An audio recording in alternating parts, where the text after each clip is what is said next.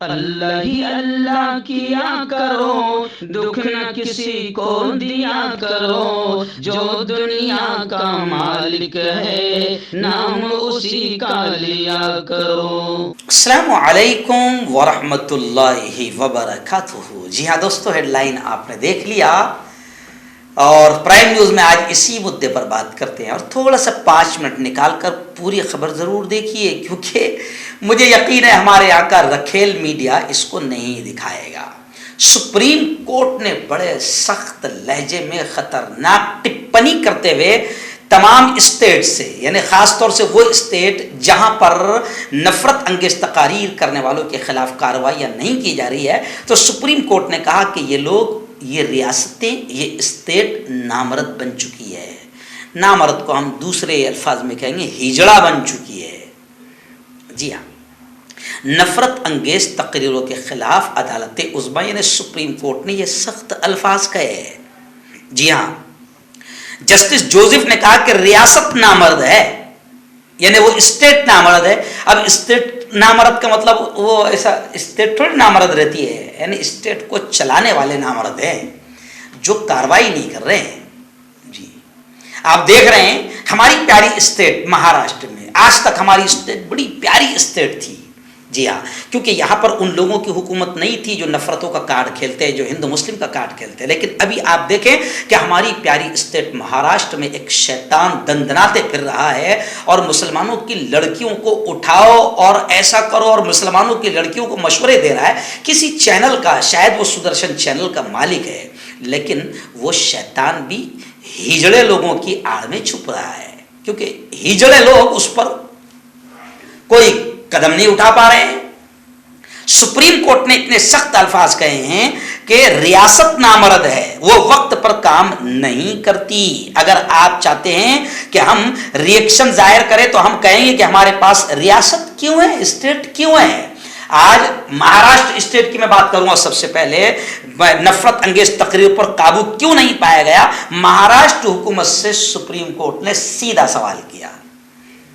مہاراشٹر حکومت سے supreme court نے سیدھا سوال کیا کہ کیوں نفرت انگیز تقریروں پر قابو پایا نہیں گیا۔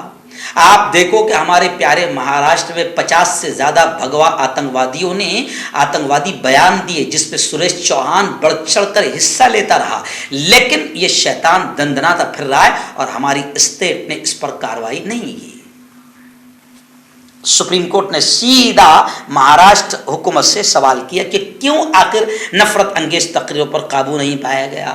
ایسی آپ اس کے بعد دیکھیے، پھر ہریانہ، پھر جھارکھنڈ، پھر اتر پردیش، جگہ جگہ، پھر تلنگانہ۔ تو یہاں پر کئی شیطان ایسے ہیں جو جگہ جگہ جا کر ہندو مسلمانوں میں نفرتیں پھیلا رہے، نفرت انگیز تقریریں کر رہے ہیں، اور اب سپریم کورٹ یہ کہہ رہی کہ ان پر کارروائی یا اس لیے نہیں ہو رہی ہے کہ ریاستیں نامرد بن چکی ہے۔ تو ریاست بولے تو گاؤں نامرد نہیں بنتا، یعنی آپ سمجھ گئے، ریاستیں اسٹیٹ کے نامرد بننے کا مطلب یہ کہ جو اسٹیٹ چلانے والے ہیں وہ نامرد ہے، شاید جو ان شیطانوں پر کارروائی کرنے سے ڈر رہے ہیں، کیونکہ ان شیطانوں کا ابا بڑا ہے، اور یہ حکومت جانتی ہے کہ اگر ہم نے ان شیطانوں پر کارروائی کیا تو اگلے الیکشن میں شاید ہم جیت نہیں پائیں گے، کیونکہ پورا بھگوا ٹولہ، آتنکی ٹولہ، سنگھی ٹولہ ہم سے ناراض ہو جائے گا، تو پھر مسئلہ کرسی کا آ جائے گا، حکومت کا آ جائے گا۔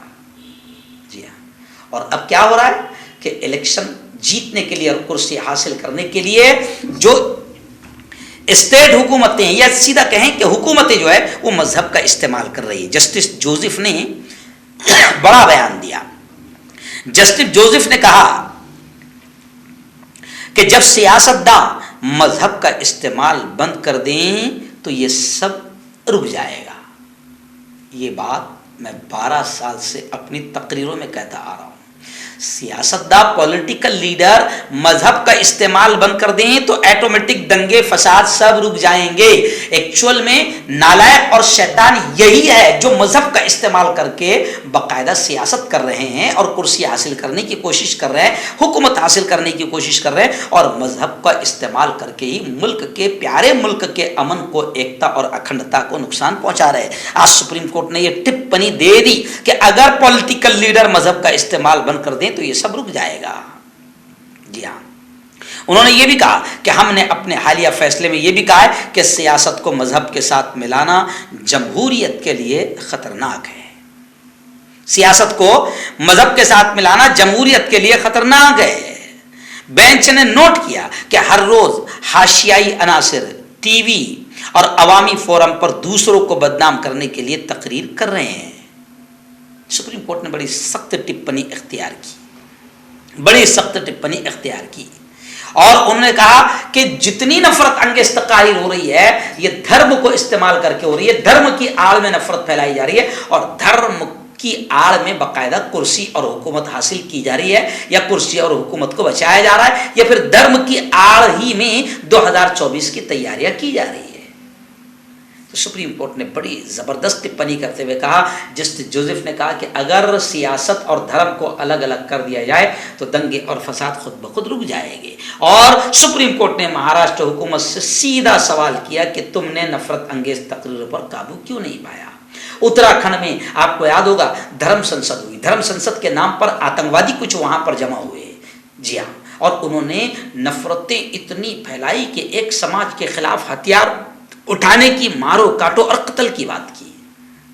تو ظاہر بات ہے وہاں کی حکومت, یعنی اتر پردیش کی حکومت بولو یا اتراکھنڈ کی حکومت بولو یا کہیں کی بھی حکومت بولو, ان شیطانوں پر جو آتنکواد پھیلا رہے ہیں اور مارو کاٹو کی بات کر رہے ہیں, ان شیطانوں پر اگر وہاں کی اسٹیٹ کارروائی نہیں کر رہی ہے تو اس کا اسٹیٹ کا مقصد کچھ اور ہوگا. لیکن سپریم کورٹ نے کہہ دیا کہ وہ لوگ ہجڑے ہیں, نامرد ہیں جو ان پر کارروائیاں نہیں کر رہے ہیں. انہوں نے کہا کہ اسٹیٹ کیوں ہوتی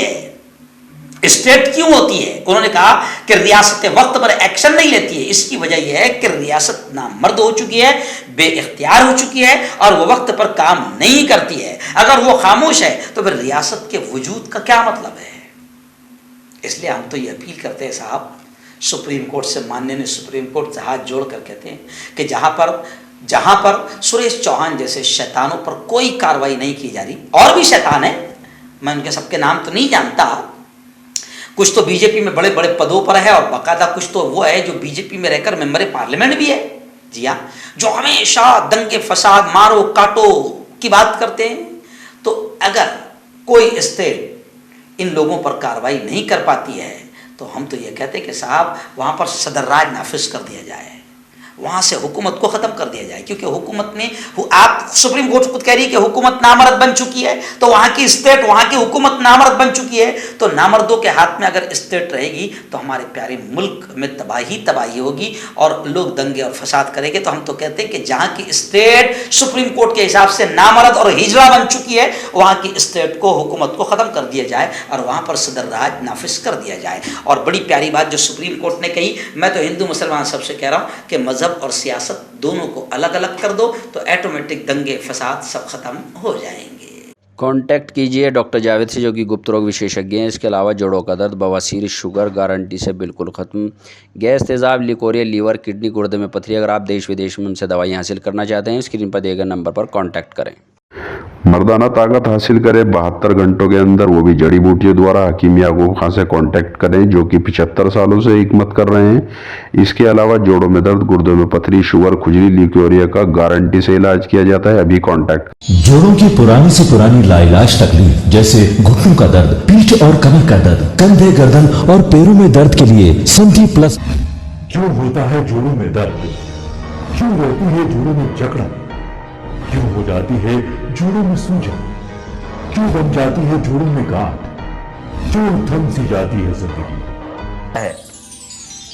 جوڑوں کی پرانی سے پرانی لاعلاج تکلیف جیسے گھٹنوں کا درد, پیٹھ اور کمر کا درد, کندھے, گردن اور پیروں میں درد کے لیے سنٹھی پلس پلس ایک سنجیونی بوٹی کی طرح ہے, یا یوں کہے کہ ایک ستھائی علاج ثابت ہو چکا ہے. لاکھوں لوگ اسے اپنا چکے ہیں اور درد پر وجے پراپت کر چکے ہیں. جب ہم نیمت روپ سے سنٹھی پلس پلس سے مالش کرتے ہیں تو توچا اسے ترنت آبزرو کر کے جوڑوں کے سوکشمتم اوستھا میں پہنچا دیتی ہے, جس سے جوڑوں میں بلڈ کا سرکولیشن بڑھ جاتا ہے اور جوڑوں کے ماس پیشیوں میں مضبوطی آتی ہے. آنترک سوجن سماپت ہو جاتی ہے, جس سے درد میں آرام تو ملتا ہی ہے, ساتھ ہی ساتھ جوڑوں میں نئی شکتی بھی آتی ہے. ہمارے یہ پروڈکٹ نہ کہ کسی بازار میں ملتا ہے اور نہ ہی میڈیکل شاپ پہ، اس لیے اسے پانے کے لیے ابھی اسکرین کے نمبروں پہ کال کریں اور آرڈر کریں۔